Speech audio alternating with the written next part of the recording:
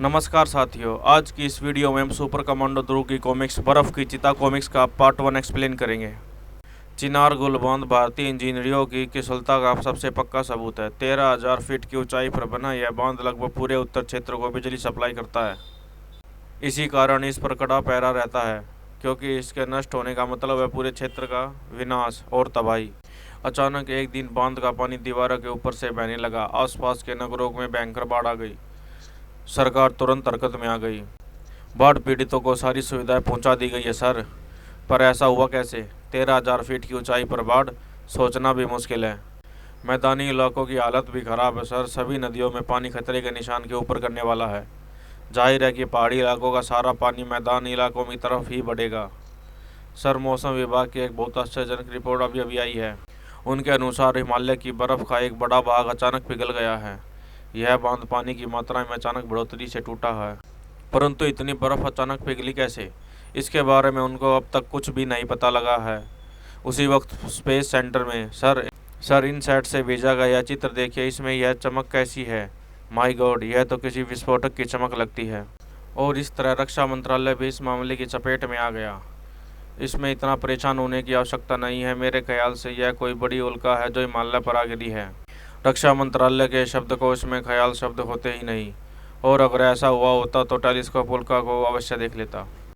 तो अब हमको क्या कदम उठाना चाहिए? हमारा सबसे पहला काम उस स्थान पर जाकर छानबीन करना है जहां से बर्फ़ पिघली है, और दूसरा काम कारण पता लगाकर इस विपत्ति को आगे बढ़ने से रोकना। इसके लिए तो हमको स्पेशल फोर्स वहां पर तुरंत भेजनी चाहिए, जिनको बर्फीले इलाकों में युद्ध की स्पेशल ट्रेनिंग दी गई है ना? हाँ, एकदम सही। लेकिन हमारे ऐसे सभी जवान सियाचिन ग्लेशियर पर तैनात है, और ख़राब मौसम के कारण अगले 2 दिनों तक वहाँ हेलीकॉप्टर भी नहीं जा सकता।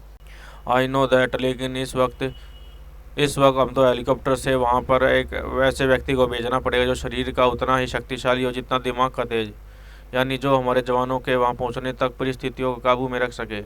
ऐसा शख्स तो मेरी नज़र में सिर्फ एक ही है, सुपर कमांडो ध्रुव, कमांडो फोर्स का कैप्टन। इसके बारे में मैंने भी सुना है, लेकिन यह कभी किसी फौज अभियान पर नहीं गया है। मुझे शक है कि यह उस लड़के के बूते की बात नहीं है। उस लड़के की गारंटी मैं लेता हूँ सर। मैं तुम्हारे फैसले की कदर करता हूँ कमांडर। अगर तुम समझते हो कि ध्रुव इस काम के लिए उपयुक्त है तो मुझे कोई आपत्ति नहीं है। और फिर आई जी राजन के घर में तुमको अपने साथ कुछ भी ले जाने की आवश्यकता नहीं है ध्रुव। तुम इस स्थान के आसपास कहीं उतरोगे। यहाँ से उत्तर पूर्व दिशा में हमारी सेना का एक गुप्त आपातकालीन डिपो है। हम तुमको ट्रांसमीटर का निर्देश देकर वहाँ तक पहुँचा देंगे।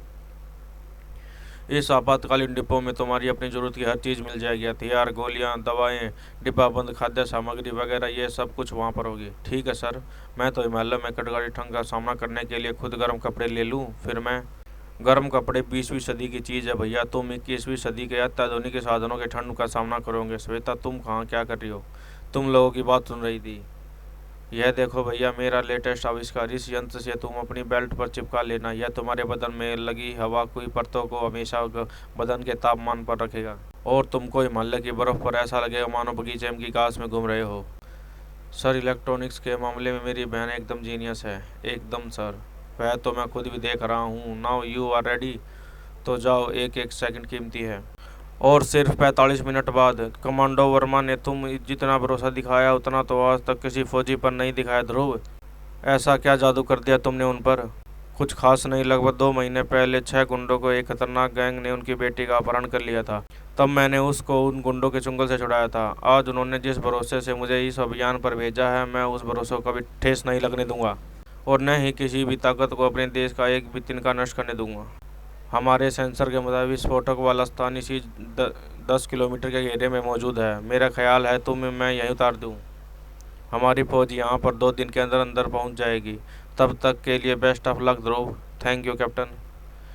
और इस तरह शुरू हुआ ध्रुव की किस्मत का वह सफ़र जिसकी आखिरी मंजिल थी एक ठंडी मौत। विस्फोटक वाला स्थान ढूंढना ज़्यादा मुश्किल नहीं होना चाहिए। अगर मैं इस पिघले पानी के साथ साथ ऊपर की तरफ बढ़ूँ तो जल्द ही उस स्थान तक पहुँच जाऊँगा। ध्रुव की तेजी से ऊपर की तरफ बढ़ती आकृति क्रम से दूर होती गई, और बर्फ से ढके जमीन पर रह गए सिर्फ एक जोड़ी पैर के निशान।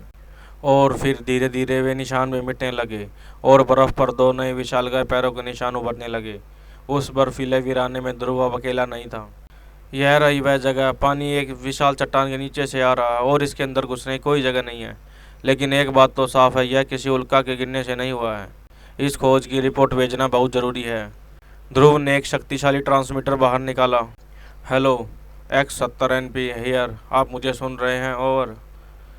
यस, हम आप सुन रहे हैं ध्रुव, बोलो ओवर। सर, यह पानी एक विशाल चट्टान के नीचे से आ रहा है। पानी बहुत गर्म है सर, गर्म है। शायद यहाँ कोई सोया हुआ ज्वालामुखी है जो अब फटने लगा है। ध्रुव अपनी पूरी बात भी नहीं कर पाया। यह तीर लग रहा है हिमालय की दंत कथाओं का रहस्यमय हिम मानव। आश्चर्यचकित ध्रुव क्षण भर के लिए पलक तक झपकाना भूल गया, और यही क्षण उसके लिए घातक सिद्ध हुआ। यह मुझ पर हमला क्यों कर रहा है? शायद यह मुझे अपना दुश्मन समझ रहा है, पर क्यों? कहीं ऐसा तो नहीं कि यह किसी तरह से बर्फ को पिघला रहा है? अगर ऐसा तो मुझे उसकी तरह से रोकना पड़ेगा। अगले ही पल ध्रुव तेजी से एक तरफ भागा, और जब तक जमीन पर गिरा यति उठकर ध्रुव के पीछे भागता। ध्रुव उसकी आंखों से ओझल हो चुका था, लेकिन नरम बर्फ से ढकी सतह पर भागते पैरों के निशान पहले ही की तरह मौजूद थे। उसका पीछा करना ज़्यादा कठिन नहीं था, लेकिन ध्रुव को पकड़ पाना बहुत मुश्किल काम था। रस्सी खींची और यति एक बार फिर नीचे गिरा।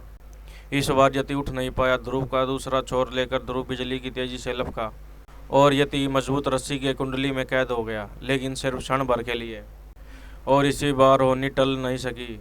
यति के हाथ घूमे और ध्रुव का शरीर हजारों फीट गहराई खाई के नीचे की ओर गिरने लगा, लेकिन रस्सी का एक टुकड़ा अभी तक ध्रुव के हाथ में ही था। यह उभरी हुई चट्टान अब मेरी एकमात्र आशा है। इतना सहारा ध्रुव के लिए काफ़ी था। वाह भगवान, ना तो तूने बचा ही लिया। कांपते कदमों से ध्रुव इंच इंच करके ऊपर चढ़ने लगा, लेकिन इस बार उसकी नज़र इस दृश्य पर पड़ी। उसके लिए वह कभी तैयार नहीं था। यह क्या है? ये दोनों अचानक कहाँ से आ गए? ऐसी कोई चीज़ तो मैंने इस धरती पर कभी नहीं देखी, फोटो तक में नहीं। लेकिन ये दोनों अजीबोगरीब प्राणी यति को घेर रहे हैं, और इनके इरादे भी नेक नहीं लग रहे। यानी इस वक्त मेरा कर्तव्य है इस दुर्लभ जाति के प्राणी यति को बचाना। और यति जब तक उस प्राणियों को देख पाता, तब तक ध्रुव आ चुका था। भागने या बचने के रास्ते बंद हो चुके थे, लेकिन यति बिना लड़े हार मानने वाला नहीं था। उन दोनों प्राणियों के लिए यति एक शक्तिशाली पशु से ज़्यादा कुछ नहीं था। उनके हाथों से पिस्तौल नुमा हथियार से आग की एक लपट निकली, और आसपास का पूरा वातावरण आश्चर्यजनक रूप से गर्म हो गया। यति गर्मी सहने के बिल्कुल आदी नहीं था। अब यति बेबस था। दोनों प्राणी यति की तरफ बढ़े। यही मौका था, और ध्रुव इन दोनों तरफ है। दोनों प्राणी ध्रुव की मौजूदगी से अनजान थे, और ध्रुव का इनका पूरा फायदा उठाया। चीख सुनकर दूसरा प्राणी ध्रुव की तरफ लपका। उसका हथियार ध्रुव की ओर तना, लेकिन ध्रुव ज़्यादा तेज था। ध्रुव ने उनको संभलने का मौका नहीं दिया। वे प्राणी उसके लिए तैयार नहीं थे। वे भाग गए। चूहों, ध्रुव उनके पीछे लपका, लेकिन तभी एक प्राणी का हाथ घूमा और ध्रुव के दिमाग अंधेरे में बसा चला गया।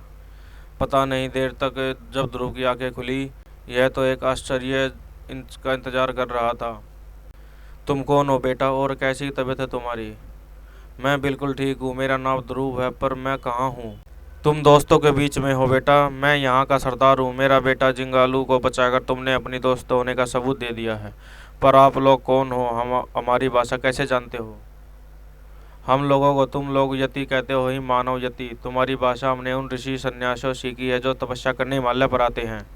हम लोगों को सभ्यता की सीख तुम्हारे देश से ही मिली है। यदि ऐसा है तो हमारे देश के प्रति आदर भाव रखने के बजाय आप लोग उन्हें नष्ट करने पर क्यों तुले हो? और अगर भारतवासियों को आप अपना दोस्त मानते हो, तो फिर जिंगालू ने मुझ पर हमला क्यों किया?